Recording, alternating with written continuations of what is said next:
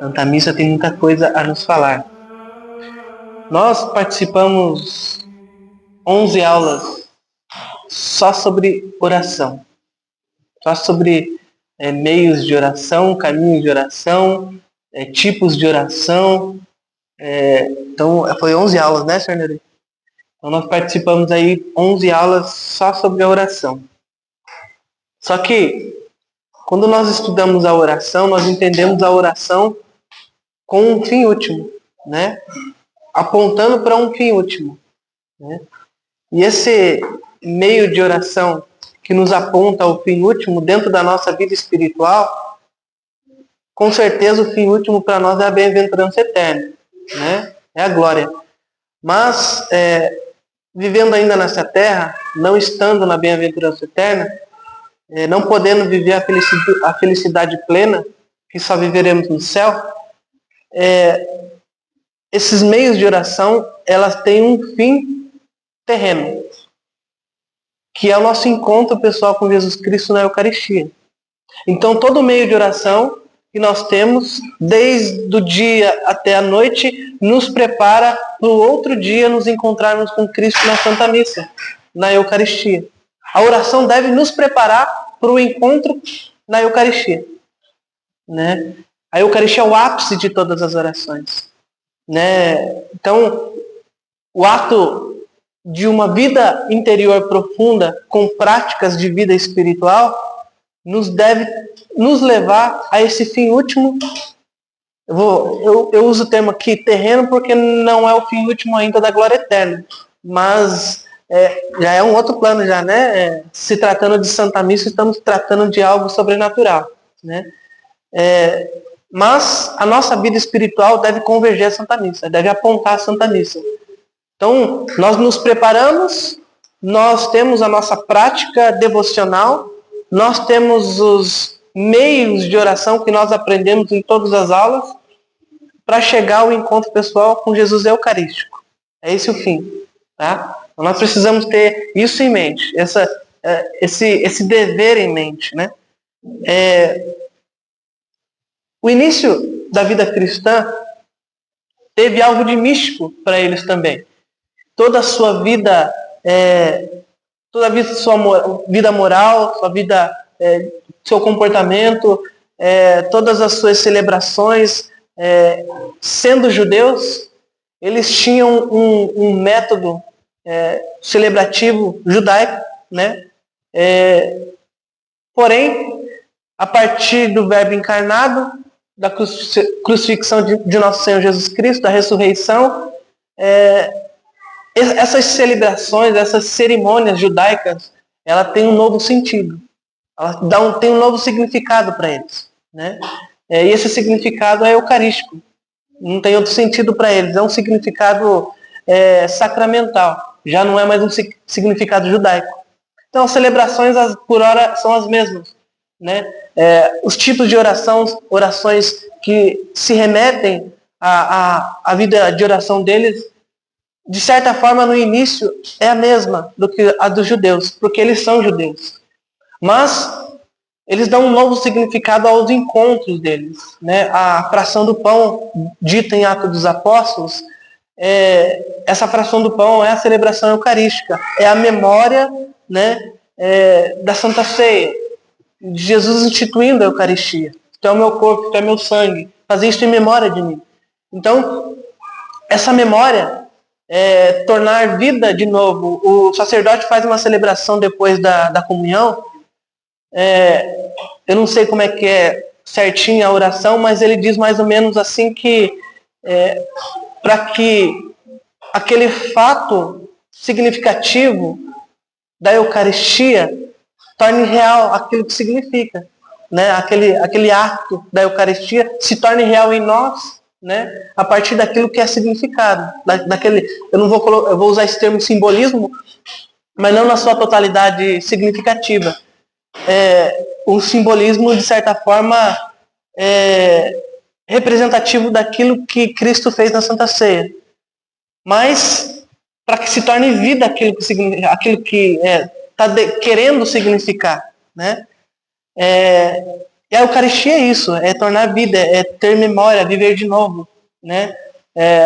Já dizia uma canção, não é simbolismo, é o corpo e o sangue, né? E para isso os apóstolos tiveram que viver toda os primeiros apóstolos tiveram, os primeiros discípulos, os primeiros cristãos, desde os primeiros séculos, do primeiro século até o século IV, eles tiveram que remontar de forma doutrinária todo esse aspecto de Santa Missa, né? A essência do Calvário, a essência daquilo que era o Calvário, né? Mas eles precisavam compilar isso de forma doutrinária, né?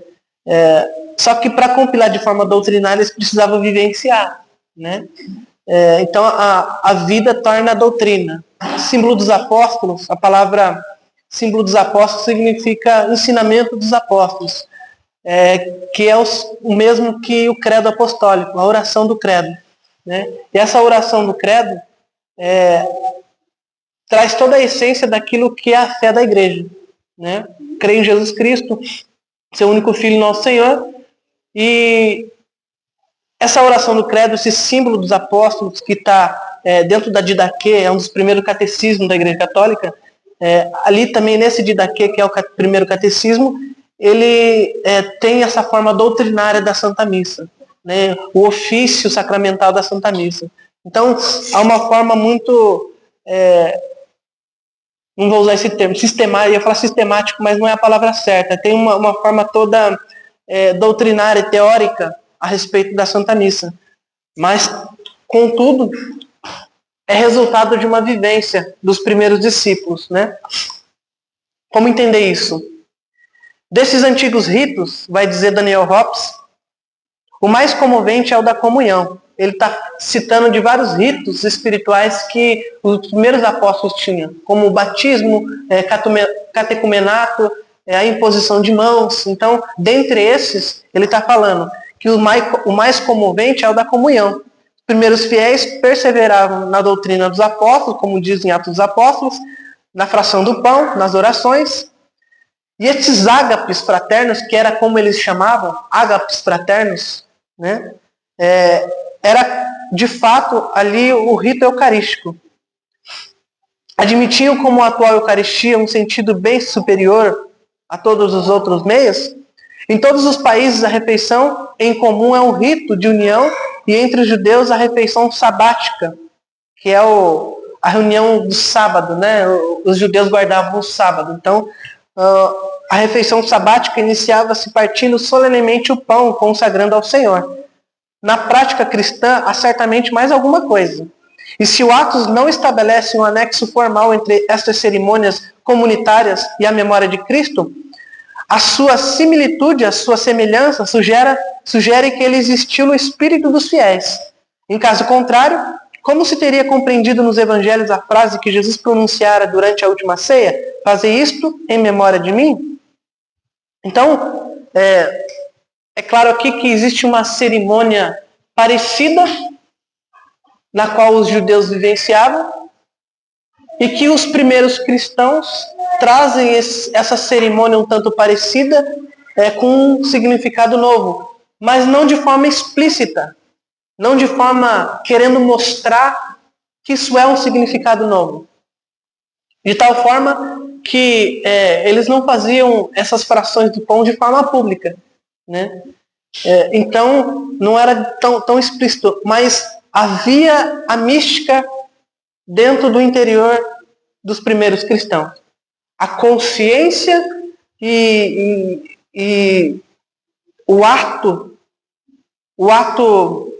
o puro ato de você, conscientemente, de você ter aquela intenção do sacrifício, né? Da fração do pão, da comunhão com Cristo, entendendo o que é o corpo, o que é o sangue, né? É bonito de ver os primeiros apóstolos, São Clemente, Santo Inácio de Antioquia, falando sobre a fração do pão, falando sobre o corpo eucarístico, né? Daqui a pouco nós podemos ler um pouquinho sobre isso. Bem podemos evocar esses primeiros fiéis partindo o pão com alegria e louvando a Deus, fazendo alternar o Maranata, vem Senhor, tradicional, com hosanas que proclamam sua certeza quanto à realização messiânica, unindo assim o passado da sua raça ao futuro da sua fé, e sentindo com a alma vibrante que ao consumirem o pão da vida, realizam algo mais do que um simples rito de comemoração. É uma participação na vida divina. Foi sem dúvida por meio da comunhão que esses primeiros fiéis ganharam consciência do que eram realmente depois de terem recebido o sopro do Espírito Santo. Mais do que uma assembleia de amigos, mais do que uma reunião piedosa ou da escola de um mestre, eles eram uma sociedade de homens que viviam em Cristo e para Ele. Uma comunidade de santos, uma igreja. Então, é bonito ver ele trazendo essa realidade dos primeiros discípulos, dos primeiros cristãos, fazendo com que eles tivessem a compreensão de que eles estavam participando da vida divina ao partir o pão. Nós aprendemos ali as virtudes teologais. A virtude da fé é participar do conhecimento que Deus tem de si mesmo. A caridade é participar do amor que Deus ama-se a si mesmo. Então, você ter essa participação no corpo de Cristo é você ter essa participação na vida divina de Deus. Isso não só corpo, não só espírito.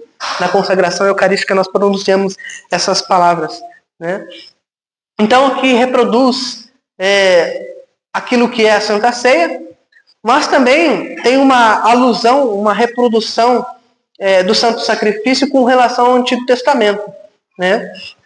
O Antigo Testamento nos remete a algumas situações que já nos mostram o que seria o Santo Sacrifício séculos depois. Por exemplo, o sacrifício dos cordeiros. Quando eles iam sacrificar o cordeiro, eles olhavam nos olhos do cordeiro, falavam o seu pecado olhando nos olhos do cordeiro e matavam o cordeiro olhando nos olhos do cordeiro.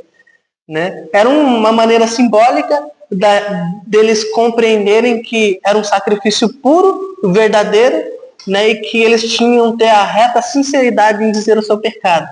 Era um ato de confissão de seus pecados, pedindo ali naquele sacrifício, ao sacrificar aquele cordeiro, pedindo perdão de seus pecados. O sacerdote da época, do Antigo Testamento, quando ele ia fazer o seu sacrifício, ele fazia o sacrifício em 3 intenções. Ele fazia o sacrifício em reparação ao seu próprio pecado, ao pecado da sua família e ao pecado da sua comunidade. Então ele oferecia-se no sacrifício em reparação ao pecado de toda, entre aspas, de toda a humanidade. E isso Cristo fez de forma plena, uma só vez. Depois nós vamos ler um trecho aqui de um monge que ele relata o sacrifício completo de Cristo relacionado ao sacrifício incompleto dos sacerdotes e nossos também da vida cotidiana. Vou citar aqui Daniel Hopkins mais uma vez, nessa obra da História da Igreja, que vai dizer o seguinte: a Eucaristia, palavra que em grego quer dizer ação de graças, e que precisamente por ser considerada como a oração das orações, olha que bonito, isso já na era dos primeiros cristãos, considerada como a oração das orações, como um eco da oração pronunciada por Cristo na última ceia, bem depressa passa a designar aquilo que hoje entendemos por este termo, o sacrifício que reproduz a oblação do Deus vivo. Aqui. Não há dúvida de que na origem a Eucaristia foi uma cerimônia comemorativa, que reproduz a última ceia tomada por Jesus com os apóstolos no decorrer da qual lhe ordenara: fazer isto em memória de mim. Nos Atos dos Apóstolos, capítulo 2, essa cerimônia é chamada a fração do pão, nós já vimos isso. O que mostra bem com que ela se evoca a última ceia de Cristo, mas ao mesmo tempo não é menos certo que se apresenta carregada de uma realidade espiritual. As palavras de Cristo que precederam imediatamente a ordem de comemoração têm um sentido que não nos permite ver nesse repasto eucarístico. As palavras de Cristo ao dizer isto é o meu corpo, isto é o meu sangue, fazer isso em memória de mim, é como se nas palavras de nosso Senhor Jesus Cristo houvesse um mistério em que nós não conseguimos prescrutar. Porque é a palavra que torna a vida. Né? Jesus diz em João 14, eu sou o caminho, a verdade e a vida. E ele não é a vida só para ressuscitar morto. Ele é a vida porque a sua palavra é viva. Então, quando ele pronuncia essa palavra de uma forma premeditada e de uma forma, ele usa um termo prefigurativo para tornar o seu corpo, o seu sangue futuramente, não é explícito, mas é entendido pelos apóstolos, é entendido pelos cristãos, pela vida interior, pela vida espiritual. E se não fosse a vida espiritual dos apóstolos, não se teria o entendimento, porque Jesus Cristo não explicou isso para eles. Isso aqui vai ser a Santa Missa futuramente. Jesus não fez essa explicação. Jesus simplesmente fez o ato acontecer. Levantou o pão, levantou o cálice, fazer isso em memória de mim, distribuiu, tudo certo. Lavou os pés dos discípulos naquele mesmo momento, né? Mas ele não fez uma explicação. Então, parte de uma vida espiritual dos apóstolos, dos cristãos, conceberem a ideia de que Cristo estava prefigurando o seu santo sacrifício eternamente. Sem vida espiritual não se entende Santa Missa. É por isso que tem muita gente que entra na Santa Missa e fica igual bocó dentro da Santa Missa, porque não entende nada do que está acontecendo. É um rito igual a todos os dias. E se não se entende Santa Missa, não se participa da vida divina. Nós vamos à Santa Missa. Ao ir à Santa Missa, devemos conceber o sacrifício tal como ele é e viver o seu ato significativo tal como ele é. E se não estamos preparados espiritualmente na vida interior, participamos da Santa Missa conscientes daquilo que ela é, sem receber os frutos daquela Santa Missa. Porque esses primeiros apóstolos, a mística que eles tinham de entender e compreender aquilo que é verdadeiramente a Santa Missa, também faziam com que eles recebessem as graças e os frutos que aquele santo sacrifício poderia dar a eles. Ao partir o pão, a cada fração do pão, eles recebiam as virtudes necessárias para a sua vida espiritual.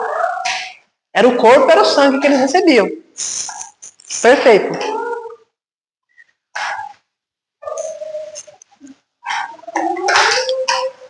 São palavras misteriosas que naquele momento representavam apenas um esclarecimento ao discurso sobre o pão da vida, mas que uma vez explicitadas pelo drama do Calvário e pela ressurreição, se tornaram para os cristãos um verdadeiro penhor, um dos penhores espirituais que lhes permitiram desenvolver a sua ação. Então, eles têm a celebração na Santa Ceia, eles têm a crucifixão no Calvário e eles têm a ressurreição no terceiro dia. Unindo tudo isso, Santa Missa. Olha como que os discípulos foram inteligentes, né? Foram inteligentes? Foram. Mas foram místicos acima de tudo. Foram sobrenaturais acima de tudo. Para compreender e adquirir a compreensão da união da Santa Ceia, do Santo Sacrifício e da Ressurreição com a Santa Missa. Para eles poderem celebrar diariamente a fração do pão e incorporarem na vida deles o Santo Sacrifício. Então isso é extraordinário, né?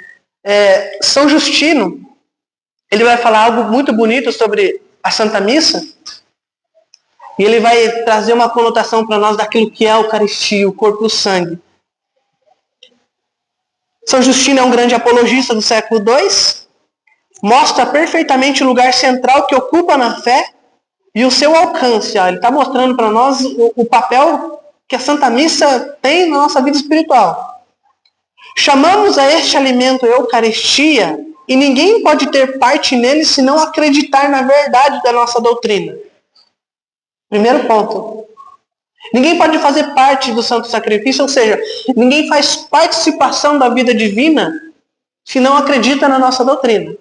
Ou seja, protestante não vai receber os benefícios necessários que a Santa Missa produz de forma plena na alma de um fiel. Certo? Porque se não crê, não recebe. Jesus Cristo foi bem direto, aquele que crê terá vida eterna, aquele que não crê será condenado. Né? Ah, mas os protestantes também têm uma certa fé em Jesus Cristo, porém eles não acreditam na Santa Missa. Não acreditam na Santa Missa. Então, precisamos ser bem convictos da nossa fé a ponto de entendermos assim, o certo é certo, o errado é errado. Né? Existe uma doutrina comprada, e aqui eu estou falando de protestante estudado, tá? Pessoas que conhecem a sua doutrina. Porque eles estudam, eles são teólogos, a ponto de chegar a um nível de intelectualidade, e muitos deles se convertem a esse nível de intelectualidade. Tem muitos testemunhos de protestantes que se convertem quando estudam a história da igreja. Mas tem os que não, e esses que não aceitam não faz participação da vida divina, vai dizer São Justino. Se não tiver recebido o banho para a remissão dos pecados e a regeneração, e se não viver conforme os preceitos de Cristo, porque nós não tomamos este alimento como um pão comum e uma bebida comum. Ele está explicando por que não faz parte da vida divina. Porque nós não comemos um pão comum e não bebemos uma bebida comum. É corpo e sangue. Então, para que possa comer corpo e beber sangue, é necessário crer na doutrina. Tem um sacerdote, ele uma vez, ele estava contando, eu vi um testemunho desse sacerdote, que ele precisou beber o cálice muitas vezes. Era um retiro grande, ele precisou beber o cálice muitas vezes. Então ele bebeu muito sangue de Cristo, né? E ele voltou para casa de carro, ele parou numa blitz.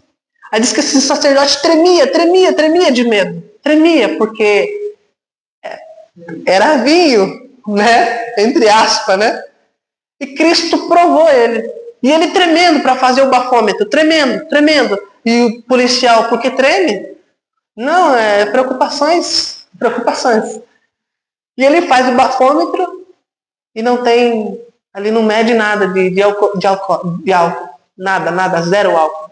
Por quê? Jesus é sangue no vinho que é abençoado pelo cálice.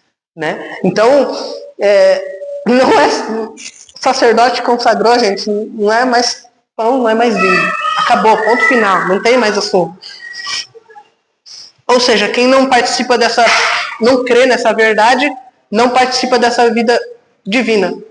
Mas, assim como o nosso Salvador Jesus Cristo, encarnado por virtude do Verbo de Deus, tomou carne e sangue para a nossa salvação, assim o alimento consagrado pela oração de Cristo, esse alimento que deve, por assimilação, nutrir o nosso sangue e a nossa carne, é a carne e o sangue de Jesus encarnado. Eis a nossa doutrina. Daniel Hoppe vai explicar um pouco sobre isso que São Justino vai falar. É uma coisa mais bela que a outra. Este texto mostra admiravelmente o duplo caráter do fato eucarístico. Por um lado, realizando este ato sagrado, o fiel obtém uma participação na vida divina. Primeira coisa. Absolve o penhor da eternidade. Segunda coisa. Mas, por outro lado, esta operação não tem para ele qualquer sentido se a sua vida não se renovar por inteiro em função e por virtude desse ato, se não for consagrada a Deus. Ou seja, se a sua vida não estiver remetida a este fim, se a sua vida espiritual, se a sua vida interior não tem como o encontro eucarístico o fim último, não valeu de nada o santo sacrifício. Não valeu de nada o santo sacrifício. Então, um sacerdote pode não receber as graças necessárias celebrando a celebração eucarística, se a sua vida espiritual não condiz com o seu fim último, que é a vida eucarística. Fenomenal. Então, a comunhão do corpo de Cristo é simultaneamente o ápice da união mística e o remate do esforço moral do cristão, por identificar-se com o modelo dos modelos. Estamos diante de uma afirmação dogmática, de uma altura que religião alguma havia atingido e que é suficiente para distinguir radicalmente o cristianismo de todas as outras religiões e de mistérios de todos os cultos orientais. É o que separa de tudo. Não há nada igual à Santa Missa da Igreja Católica. Nada na face da terra se compara à Santa Missa, ao Santo Sacrifício. que para os primeiros cristãos é a união da Santa Ceia, da crucifixão de Nosso Senhor e da ressurreição de Nosso Senhor. E que misticamente acontece o Santo Sacrifício. Né? É bonito de ver uma das coisas que se relaciona com o Antigo Testamento, o maná, por exemplo, quando o sacerdote ele abençoa ali o pão, existe uma oração eucarística que diz que o pão que contém todo o sabor, né? Geralmente quando estão recolhendo o Santíssimo, né? E fazem aquela oração eucarística, né? Do pão que contém todo o sabor. O maná do Antigo Testamento, ele continha todos os sabores de alimento possíveis para que o povo pudesse se alimentar e se nutrir de forma saudável. Então continha todos os sabores, todos os nutrientes necessários para que aquele povo pudesse se alimentar. O maná que desceu do céu, né? Da época de Moisés. Esse pão que contém todo o sabor é um prelúdio, uma prefiguração daquilo que viveremos no céu. Porque o céu conteremos todos os sabores da eternidade. Eu vou usar os prazeres, é um termo não certo, não tão corretamente, mas viveremos todos os prazeres e conteremos todos os sabores na eternidade. E a Eucaristia é uma antecipação da bem-aventurança na eternidade, porque contém todos os sabores das graças, das virtudes necessárias para a nossa alma. Todos os nutrientes necessários para a nossa alma. E isso é fantástico, é extraordinário. Bastaria para a gente entender a importância da Santa Missa, a importância da Eucaristia. Vocês são ministros de Eucaristia, vocês seguram aquele que contém todos os sabores nas vossas mãos. Isso para nós deve, de fato, fazer com que nós nos aproximemos mais vezes do Santo Sacrifício. Somente a comunhão cristã é o ato sagrado que tem por fim unir o homem à perfeição inefável e absoluta. Vou repetir. Somente a comunhão cristã, Eucaristia, é o ato sagrado que tem por fim unir o homem à perfeição inefável e absoluta, fazendo participar da paixão de Deus. É tal a importância da Eucaristia na vida cristã que desde as origens assume o lugar central nas cerimônias. Quando se perguntar aos primeiros cristãos em que consiste o essencial do seu culto, sempre mencionarão o repasto sagrado, ou a reunião litúrgica, descrita diversas vezes nos Atos dos Apóstolos, e de que se encontram numerosos exemplos nos primeiros séculos, em Jerusalém, em Antioquia, em Alexandria, em Éfeso, em Roma, na Gália, na África. Referidos por inúmeros textos, é essencialmente a celebração da Eucaristia, a comunhão com o Deus vivo. Então não há outra comunhão com Deus, não há outro meio de participação da vida divina que mais nos une de forma plena e perfeita com Deus, senão na Eucaristia. Então toda a nossa vida se prepara para a Eucaristia. Se nós temos uma vida espiritual, uma vida de oração regrada ou desregrada, ordenada ou desordenada, nós precisamos fazer com que essa vida espiritual aponte a esse fim último que é a Eucaristia. Por quê? Porque a importância da Eucaristia na vida cristã é somente esta comunhão que é o ato sagrado que tem por fim último a união perfeita, inefável e absoluta na participação da paixão de nosso Senhor Jesus Cristo.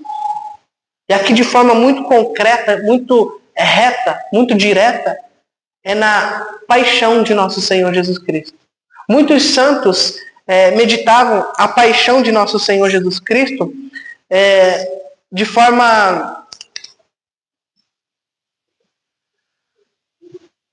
Claro, pelo sacrifício, pela Santa Missa, mas trazia a paixão como meditação primária para levar a Santa Missa. A vida, estou falando da vida de oração para fazer esse caminho de fim último, mas muitos santos faziam as meditações do momento, de todos os momentos da paixão de nosso Senhor Jesus Cristo, para que se pudesse concentrar-se na Santa Missa de forma mais absoluta. Então, ao meditar a paixão de nosso Senhor Jesus Cristo em todos os seus aspectos, em todos os seus momentos, porque a paixão não é somente a crucifixão, mas em todos os seus sentidos de paixão, na hora santa, por exemplo, da quinta para sexta, das 11 à meia-noite, que se medita a agonia de nosso Senhor Jesus Cristo no Horto das Oliveiras, é um momento que nós podemos nos preparar para o dia seguinte participarmos da celebração eucarística, entendendo o seu santo sacrifício, o quanto ele sofreu para poder estar ali no Calvário, né? Então nós podemos fazer esse tipo de meditação que muitos santos fizeram. Alguns monges fizeram essa metodologia de meditação. Eu vou pegar um trecho aqui daqui a pouco, mas antes eu vou ficar com Daniel Hoppes ainda, que Daniel Hoppes ainda diz uma coisa essencial, que é a vida consagrada pela oração dos primeiros cristãos, como que era, né? Não é somente uma vez por semana. Olha que interessante. Não é somente uma vez. Eu estou falando dos primeiros cristãos, tá, gente? Não é somente uma vez por semana, por ocasião da cerimônia da missa, como acontece hoje com muitos cristãos, que o fiel dos primeiros tempos volta ao seu pensamento para Deus. Quer vivamos, quer morramos, dissera São Paulo, somos do Senhor. E ainda, para mim viver é Cristo e morrer é lucro, né? Morrer é ganho. Os batizados traduzem em vida essas afirmações. Ou seja, a fração do pão acontecia cotidianamente. Não era só no domingo, embora o domingo para eles também fosse o dia do Senhor. A tradição judaica tinha o sabate como o dia primordial, a guarda do sábado. Os primeiros cristãos começam a viver o judaísmo, porque eles são judeus de fato, e eles vivem as cerimônias da mesma forma que os judeus, só que eles começam a adaptar o sabate para o domingo. O que eles fazem? Eles começam a usar do sabate uma preparação para o dia do Senhor. Os judeus ficam irados com isso e causam uma grande revolução em Jerusalém, né?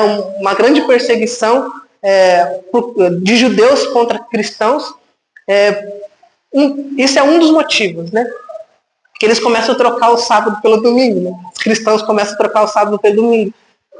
Só que não é só no domingo que eles celebram a fração do pão.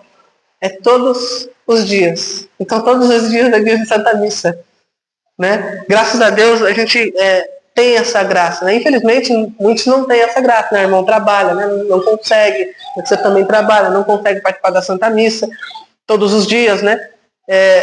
E é uma dor no coração. A Revolução Industrial traz a carga horária de trabalho lá no topo, né? Já não tem tempo para fazer nada mais, nem para rezar direito, né? Por isso que São José Maria Escrivá vai criar uma metodologia de vida espiritual dentro do trabalho, né? Porque já não há mais tempo para o Santo Sacrifício. E como que nos prepararemos para o Santo Sacrifício? Como confessar durante a semana para o domingo participarmos da Santa Missa se não temos tempo para nada, né? Então nós precisamos de uma forma muito concreta, disciplinada na nossa vida espiritual, podermos preparar a nossa vida espiritual para esse santo sacrifício. Tanto rezando, confessando, quanto meditando a paixão de nosso Senhor Jesus Cristo, para participarmos dessa perfeição, dessa vida divina, né? Vou pegar aqui um trechinho de um escrito de um cartucho. Aqui nós precisamos ver esse texto no olhar do sacrifício do Antigo Testamento, mas também do sacrifício cotidiano, do nosso sacrifício, né? Mas precisamos olhar como o sacrifício, principalmente como o sacrifício do Antigo Testamento, que é a prefiguração do sacrifício de nosso Senhor Jesus Cristo, né? O sacrifício que eles faziam com os animais, né? Falando de forma bem simples aqui, né? O sacrifício de Abraão, de Moisés, de Jacó, de todos aqueles relatos bíblicos que nós vemos, eles fazendo a sua oferta, fazendo o seu sacrifício. Seja um holocausto, seja um sacrifício mais simples, seja qualquer tipo de sacrifício. Então considera primeiro a caridade que o Pai Eterno nos mostrou ao dar-nos o seu Filho por nosso sacerdote. Porque não havia outro que fosse suficiente para aplacar a sua ira. Então não há sacrifício, não havia outro sacrifício superior ao envio do seu Filho para aplacar a ira de Deus. Somente o sacrifício de Cristo poderia aplacar a ira de Deus. Deus perdoava o povo com o sacrifício do povo? Perdoava. Mas não de forma plena. Não existia essa ligação do céu com a terra. Era uma forma simbólica, mas não era a participação da vida divina. Ok. O Senhor jurou e não se arrependerá. Tu és sacerdote para sempre, segundo a ordem de Melquisedeque, é o Salmo 109. E a caridade que o Filho de Deus nos mostrou em vir de bom grado, vendo que todos os outros sacerdotes e sacrifícios não eram suficientes.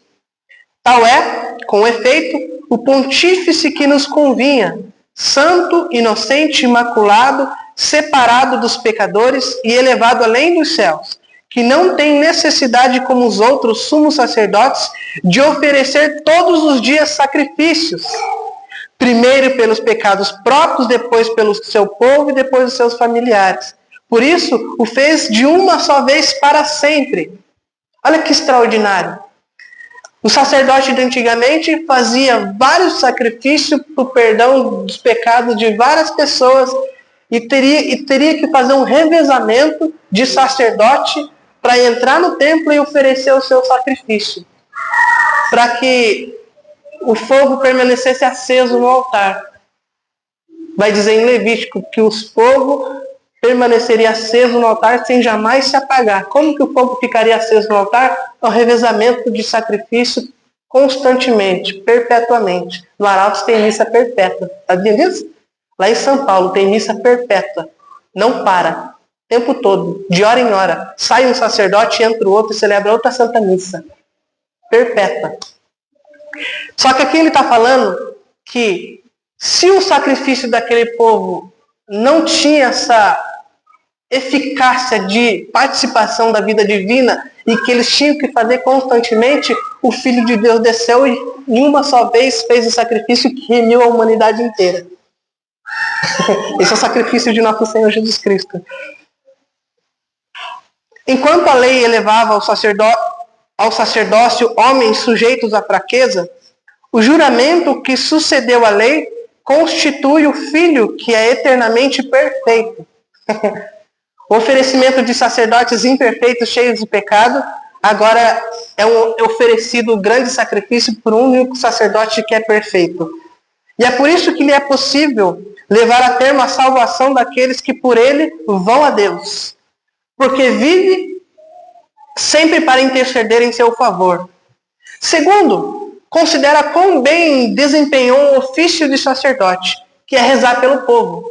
O ofício do sacerdote daquela época é rezar pelo seu povo. Ou seja, quando o sacerdote, na missa que nós vamos, ele oferece o santo sacrifício, ele oferece o santo sacrifício para o povo. Por isso que a missa de antigamente era de costa para o povo. Ele oferecia ao Pai para o povo. A missa nova traz ali o olhar, né? O estar de frente, para o povo entender. Mas a missa de sempre nos diz, nos mostra, quando o sacerdote celebra de costa, que ele faz o sacrifício para o povo. E sabendo que existiram tantos tão maus e indignos que haveriam de usar mal dessa dignidade, olha que engraçado. Ele oferece o santo sacrifício, ele institui sacerdote para isso, sabendo que deveria existir até o fim dos tempos, sabendo que existiria pessoas de mau uso desse sacrifício, vamos colocar aqui os maus sacerdotes, sabendo que existia pessoas de mau uso, iriam profaná-los e manchá-los com seus pecados, passou por esse inconveniente para se comunicar com aqueles que querem usar bem desse obséquio. não há agradecimento que possa acercar-se disso.